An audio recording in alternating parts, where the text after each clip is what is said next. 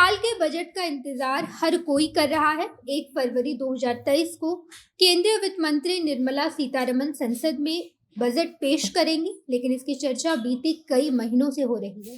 इस साल बजट का इंतजार लोग विशेष रूप से भी कर रहे हैं। इसके पीछे की वजह ये है कि 2024 में लोकसभा चुनाव होने वाला है और चुनाव से पहले 2023 का ये आखिरी बजट है, जहां पर सरकार आम लोगों को कई प्रकार की छूट देगी, ताकि बजट में लोगों को छूट देकर सरकार अपनी तरफ आकर्षित कर ले और अपना वोट बैंक बढ़ाए।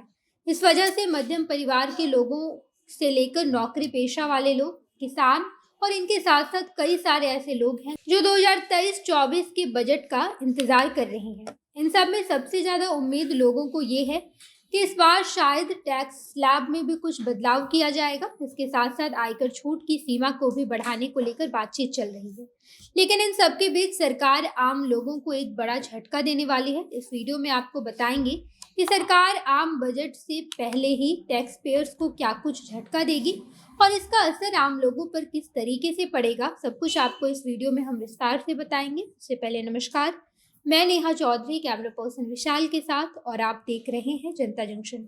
2023-24 के बजट का इंतजार हम लोग कई दिनों से कर रहे थे। हालांकि इंतजार खत्म होने को भी आया है, क्योंकि 1 फरवरी 2023 को आम बजट केंद्रीय वित्त मंत्री निर्मला सीतारमण पेश करेंगी। बजट के बारे में काफी सारे एक्सपर्ट्स ये उम्मीद लगाकर बैठे हैं कि सरकार इस बार तो बजट में आम लोगों के लिए काफी कुछ सुविधा लेकर आएगी। सबसे बड़ी सुविधा ये होगी कि अब इनकम टैक्स की जो लिमिट है उसे बढ़ा दिया जाएगा। मौजूदा समय में आयकर छूट की सीमा 2.5 लाख रखी गई है, लेकिन एक्सपर्ट ऐसा मान रहे हैं कि इसे 2.5 लाख से बढ़ाकर 3 से 5 लाख तक किया जा सकता है। और इसके साथ साथ महंगाई इतनी ज़्यादा बढ़ गई है कि इनकम टैक्स रिबेट की लिमिट बढ़ाने पर लोगों के हाथ में खर्च करने के लिए ज़्यादा पैसा हो जाएगा। इस वजह से सरकार के पास ये मांग ही रखी गई है कि इनकम टैक्स की लिमिट को बढ़ा दी जाए।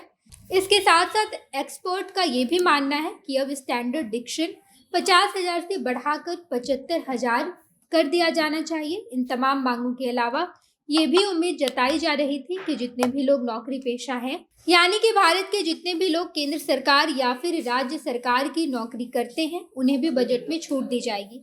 नौकरी पेशा 80C के तहत अगर कोई भी नौकरी करने वाला व्यक्ति निवेश करता है तो निवेश की राशि पर इनकम टैक्स की छूट देने की भी मांग की गई थी और इसके लिमिट को भी बढ़ाया जाना था। लेकिन इन सब में मुसीबत की खबर ये आ गई कि टैक्स पेयर को 80C के तहत जो छूट पहले मिलता था, वो अब छूट का फायदा मिलना अचानक से बंद हो गया। यानी कि जहां पर नए बजट से उम्मीद जताई जा रही थी, लेकिन ये नया बजट तो लोगों को निराश करता दिखाई दे रहा है। आपको बता दें कि जब 2020-21 की बजट आई थी तो उस वक्त पुरानी टैक्स व्यवस्था से एक अलग वैकल्पिक टैक्स की शुरुआत की गई थी, जिसे उस वक्त न्यू टैक्स रिजीम का नाम दिया गया था। इस बारे में बशर्ते निर्मला सीतारमण ने आम लोगों को समझाया भी था कि ओल्ड टैक्स रिजीम से कहीं ज़्यादा बेहतर न्यू टैक्स रिजीम है। न्यू टैक्स रिजीम में 2.5 लाख तक की इनकम टैक्स फ्री है और इसके साथ साथ इसमें टैक्स के अलग अलग 7 स्लैब दिए गए हैं, जिसमें लोगों को कई सारी सुविधा भी दी जा रही है।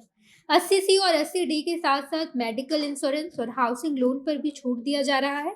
अगर किसी व्यक्ति की आय 15 लाख है तो उस पर 25% टैक्स लिया जा रहा है। वहीं अगर 15 लाख से ज़्यादा है तो 30% का टैक्स लिया जाता है। बाकी कुल मिलाकर बात यही है कि जहां लोग नए बजट से उम्मीद लगाए बैठे हैं, वहां उन्हें निराशा हाथ लगी है। आप इस बारे में क्या सोचते हैं, कमेंट बॉक्स में बताइएगा। आगे की तमाम खबरों के लिए जनता जंक्शन देखते रहिए। धन्यवाद।